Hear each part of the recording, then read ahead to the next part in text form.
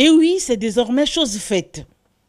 Les négociations sur la restructuration de la dette du Congo envers la Chine, l'une des exigences du Fonds monétaire international, ont finalement abouti après la signature d'un accord à Beijing, après plusieurs réunions et séances de travail.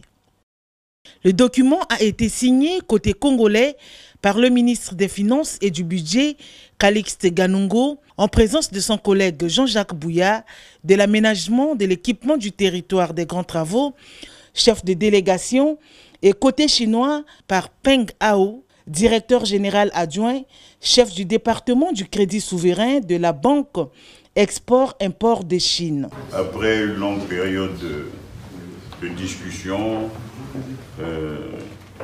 qui sous-tendent notre coopération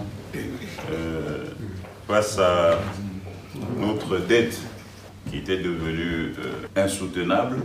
Aujourd'hui, nous avons la satisfaction de voir qu'il y a un aboutissement heureux, celui de la restructuration de cette dette. Et nous n'avons plus de doute de votre volonté d'accompagner le Congo dans son développement.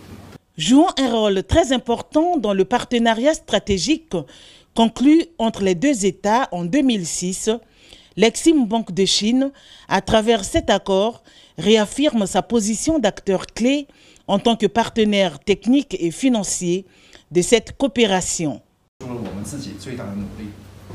Et sous la direction de Excellence Monsieur le Ministre, et l'Exim-Banque de Chine a fait tous nos efforts pour le soulagement de pression de votre dette.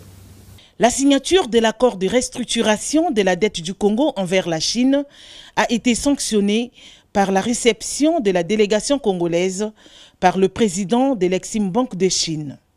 Portée au plus haut niveau par les deux chefs d'État, Denis Sassou Nguesso et Xi Jinping, la coopération sino-congolaise jouit d'un dynamisme sans pareil et s'écrira plus que jamais en lettres d'or.